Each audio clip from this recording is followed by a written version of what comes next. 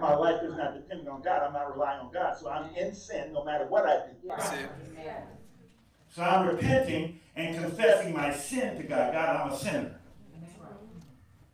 That's it. Now, you have individual little sins that you might commit. You've been saved for a minute. If you confess those, you left the door open for you.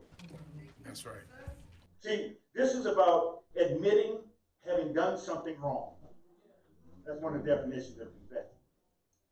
I'm admitting that I've done something wrong. I'm admitting sins. You change from being a sinner by nature to a saint who sometimes sins, either by weakness of the flesh or ignorance. Or ignorance. You just got weak, your flesh got weak, you gave in to something, or you didn't know. You were just ignorant of it. And sometimes you don't know that you've sinned, that you missed the mark of righteousness. And if you didn't know, you're not guilty. Did you know that? If you didn't know, you're not guilty. No, you're not guilty. It's wrong. It's an offense to God, but you can't be held accountable for something that you weren't aware of. That's the way God treats it.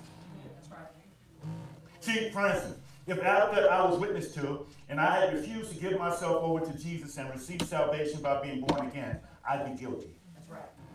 You're guilty. That's right. But before that, when I was going home lit, saying my prayers and fall asleep, drive off, and wake up and finish saying my prayers, I wasn't guilty. Right. You ignorant. You a fool. If you die in that condition, you're going to hell. But you don't know. I'm going to give you an opportunity to get it right. That's right. I'm going to bring it to you. I'm going to teach you how this goes so you'll have an opportunity to either be guilty or not guilty. If you sit in or continue to sit in a church where you're being told the truth concerning Jesus' life and salvation, and you refuse to repent, you are guilty. Yeah. You're guilty. But let me show you that it has been like this since God gave the law to Israel. That the sacrifice changed, the actual things we do in relationship to God changed, but the concepts and principles of what pleases God are the same. If you will, look with me at Leviticus chapter 5. Leviticus chapter 5, verses 1 through 5. It says, and if a soul sin and hear the voice of swearing and is a witness, whether he has seen or known of it, if he do not utter it, then he shall bear his iniquity. Or if a soul touch an unclean thing, whether it be a carcass or an unclean beast, or a carcass of unclean cattle, or the carcass of unclean creeping things, and if it be hidden from him, he also shall be unclean and guilty. Or if he touch the uncleanness of man, whatever uncleanness it be of man, shall be defiled withal, and if it be hid from him, when he knoweth of it, then he shall be guilty. Or if a soul swear, pronouncing with his lips to do evil or to do good, whatever it is that a man shall pronounce with an oath, and it be hid from him, when he knoweth of it, then he shall be guilty of one of these. And it shall be, when he shall be guilty in one of these things, he shall confess that he has sinned. That's right. You're not guilty till you know about it. That's right. Once you know about it, you got something to confess. That's it. You have something to confess. You see, you weren't guilty until you were aware, until God made you aware. But once you were aware, you have something to confess. You have something to confess. See, oftentimes when we pray, we say, Lord, we confess that we've done wrong. If we've done anything, Lord, outside of your will, please forgive us. You know why? Because if we say that we have not sinned, we make him a liar. Come on. And his word is not in us. That's it. That's it. You can walk around and claim like, oh no, I'm all holy. I ain't did nothing wrong. I got offended one day. Well, not out loud, but just, kind of on the inside. My flesh was churning. Wanted to fight against it. We were here, I think Pastor Derek and Minister Foster, a couple people would hear something, and they would laugh. You know, they like to tease me when they get together. They like team up on me. They were saying something, oh yeah, something here. And Bishop, you know, you ain't right. Something they told me about you wrong about something. And I was thinking, but they think that I'm wrong? How could they think that I had an error? Come on, Bishop. Everybody Sunday. That was going on right at the minute. And I was thinking, my God, where have I gone? Come on. Where have I gone?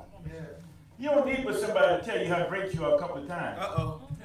Before you start believing it. Hallelujah, God. Nobody gotta take, all you gotta take about 3-4 times. Ooh, that's so anointed. Come on. Yes, man. There you go. My God. Your flesh will rise up and you didn't know about it. Once that happened, they didn't know that. That happened about a month ago. They didn't know that. Come on. But once God told me, oh God, I confess. I'm almost gone. Come on, Bishop. Praise the Lord. Look at Psalms 32:5 said, I acknowledge my sin unto thee, and my iniquity have I not hid. I said, I will confess my transgressions unto the Lord, and thou forgavest the iniquity of my sin. See, one time in my life, many of you know this, but I was gloating over a picture of myself for years, reserving a little piece of who was supposed to be dead. I was praying with people, teaching in churches, speaking in as many tongues or more tongues than any other Come saint. on. When I was made aware that this picture represented a piece of the old me that I was still in love with, I confess. That's it. Lord, I'm wrong. I tore the picture up and threw it away, of course. And Lord, I've been wrong, offending you while I was born again. My God. Hello? Yes. While I was born again. Look, let me share something with you. This is just a current thing that happened. Some of you know about this already. We had a young lady, I just did a funeral on Friday of a young lady who was full of Holy Ghost, that field right here. Baptized in Jesus' name, right in that pool. Committed suicide.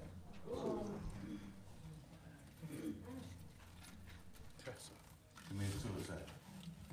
So it can get away from you. Come Come on. on, Bishop. Everybody Sunday. See, you have something to confess. You have something to confess. Praise the Lord. But I confess, God, I've been wrong. And I got a lot of stuff I could tell you. But the Bible says, if we confess our sins, He is faithful and just to forgive us of our sins and cleanse us of all unrighteousness. The He in that passage is God. That's it. Come on, Bishop. I'm supposed to confess to Him, not you. Whatever the case, you have something to confess. That's it. Come on. You have something to confess. Glory, glory. Look at this. John 12. John 12, beginning verse 37. But though He had done many miracles before them, yet they believed not on Him, that the saying of Isaiah, the prophet, might be fulfilled, which he spake, Lord, who hath believed our report, and to whom hath the arm of the Lord been revealed? Therefore they could not believe, because that Isaiah said again, He had blinded their eyes and hardened their hearts, that they should not see with their eyes, nor understand with their heart, and be converted, and I should heal them. These things said Isaiah when he saw His glory and spake of Him. Nevertheless, among the chief rulers also many believed on Him, but because of the Pharisees they did not confess Him, lest they should be put out of the synagogue.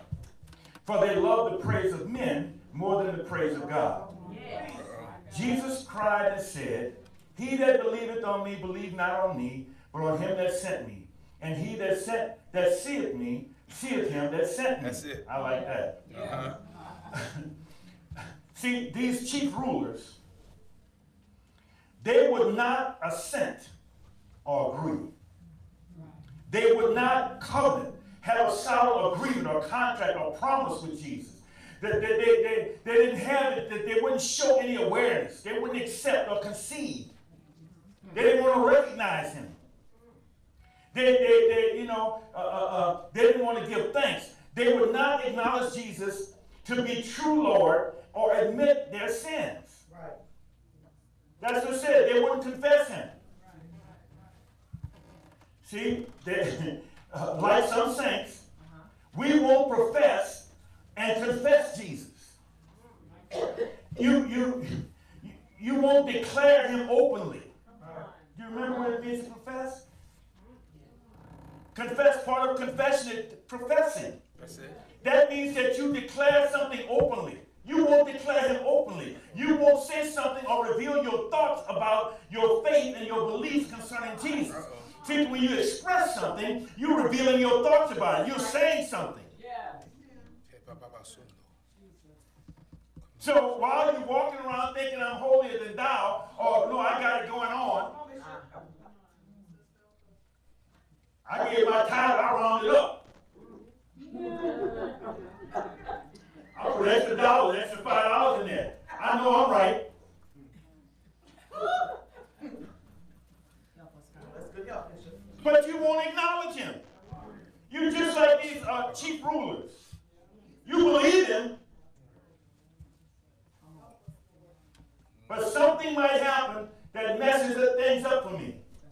So I'm not openly, I'm not declaring him openly.